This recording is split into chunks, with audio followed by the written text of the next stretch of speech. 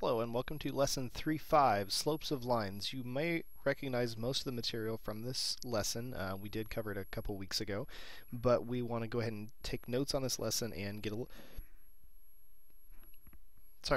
little bit of a review of slopes of lines. And so we'll be finding the slope of a line using slopes to identify parallel and perpendicular lines. So we're going to practice by just evaluating some of these slope formulas with numbers in them. So as our warm-up, go ahead and do 1, 2, 3, and 4, and pause the video so you have enough time to do that, and then we will begin.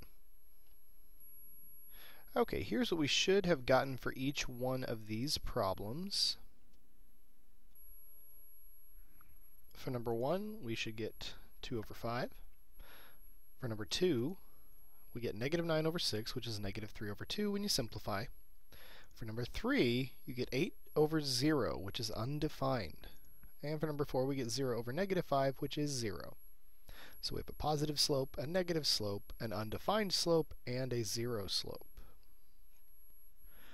Alright, these are the vocab words we will be covering in this lesson, as well as we will have some theorems and postulates that we look at. But we'll look at rise, run, and slope, and we'll define those to start off.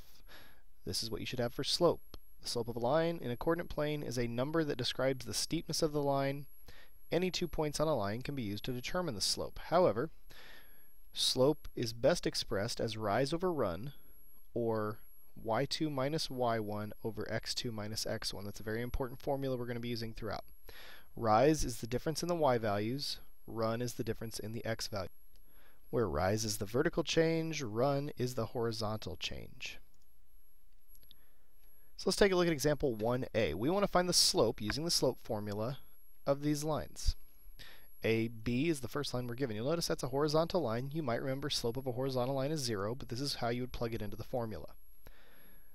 7 minus 7 over negative 2 minus 3, or 3 minus negative 2, if you write it that way. Still, we get 0 over 5, which is 0. Part B. This line will have a definite slope here. So we're going to use the coordinates for AC, negative 2, 7 for A, and 4, 2 for C. When we plug those into our formula, we're going to do 2 minus 7 over 4 minus negative 2. 2 minus 7 is negative 5, 4 minus negative 2 is 6.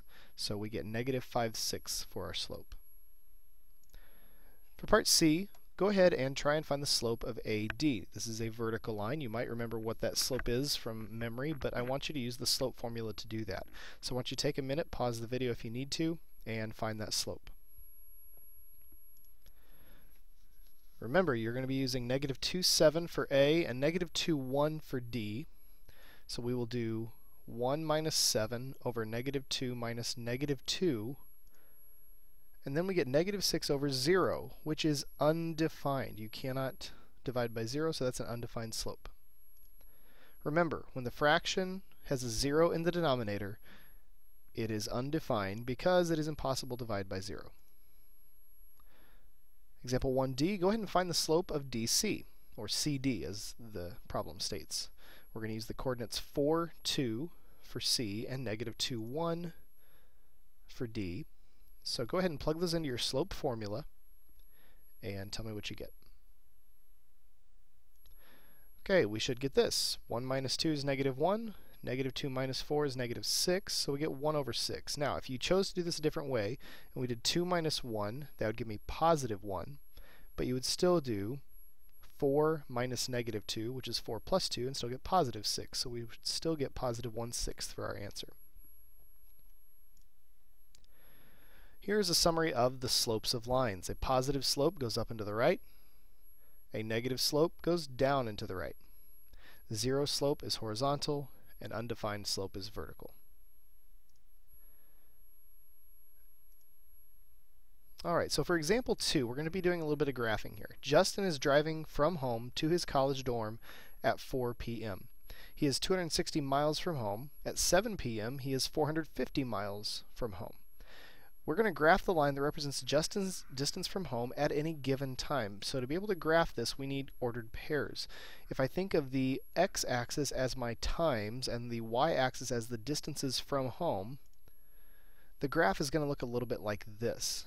Okay, we're going to use the points 4 to 60, 4 p.m., is represented as the number 4, and 260 miles from home is represented as 260 on the y-axis, and then 7, 455. So if you graph those on your line, it should look something like this. Go ahead and take a moment or two to graph those in your note packet, connecting them with a straight edge. So that is the line. We want to find and interpret the slope of this line. So we want to know what the slope is using the actual coordinates. You can't just count these. It's a little bit difficult to try and count. So we're going to use these ordered pairs. And then we want to interpret that. We want to tell what it means. So let's take a look. We're going to plug these into our slope formula. 455 minus 260 over 7 minus 4. That's 195 over 3. When you divide it, that's 65. Now let's think about what we are measuring the vertical change in. That's 65 over 1, or 195 over 3. This vertical change, these units of measure are miles. This is how far he is away from home in miles. And the horizontal change is measured in hours. These are the number of hours after noon. 4 p.m. would be 4 hours past noon. So we're measuring in miles over hours. So that's a miles per hour ratio. That's his average speed. The slope is 65, which means Justin is traveling at an average of 65 miles per hour. That's a speed that we just found. Alright, so you should have these theorems, the parallel lines theorem and the perpendicular lines theorem, and basically just says that two non-vertical lines are parallel if and only if they have the same slope. You already know that. Parallel lines have the same slope. Perpendicular lines have slopes whose product is -1. The slope of a over b, then the perpendicular slope would be -b over a. We say that the ratios a over b and -b over a are called opposite reciprocals, and you'll remember that from the previous encounter with lesson 3.5. Remember this, and be careful. 4 given points do not always determine 2 different lines. You need to make sure you graph the lines to make sure the points are not all collinear. So in example 3, that's what we're going to start doing. We're going to graph the lines and use their slopes to determine whether they are parallel, perpendicular, or neither. So let's take a look at 3a. We're going to graph u, v, and x, y when u is 0, 2, v is -1, -1, x is 3, 1, and y is -3, 3. Take just a moment, pause the video if you need more time, but graph those lines now. Okay, you should have gotten a graph like this. X, y, and u, v. Now, they do appear that they might be perpendicular. We know they're not parallel. They intersect at u here, but we can't go off of their looks to determine if they're perpendicular. We need to use their slopes. The slope of uv, when you find the slope, that's -3 over -1, or just 3. The slope of xy, when you work that out, you find that it is -1/3. Now, as I'm flashing these up on the screen, make sure you are copying these down in your examples to show that this has a slope of 3, this has a slope of -1/3. You should recognize 3 and -1/3 are opposite reciprocals. The products of 3 and -1/3 is -1, so the lines are perpendicular. In example 3b, we want to graph GH and IJ, which I've kind of given you the graphs, so make sure you get those copied down correctly. They don't appear to be perpendicular, but we want to use the slopes to verify that. We do know that they are not parallel because they intersect. So if I use the slope of GH, GH has a slope of rise 1, run 1, or rise 4, run 4. That's a slope of 1. IJ has a slope of -2. We go down 2 to the right 1, all the way down the line. These are not opposite reciprocals. They are different slopes, so these lines are neither parallel nor perpendicular. And in our last example here, we want to graph these two lines. Once again, they look like they're parallel, but you want to verify that with the slopes. So if I find the slope of CD, it's 1 minus -3 over 1 minus -1, which is 4 over 2, which is 2. I need the slope of EF to also be 2. And if I plug in the numbers, it is 2. Since they have the same slope, they are parallel lines.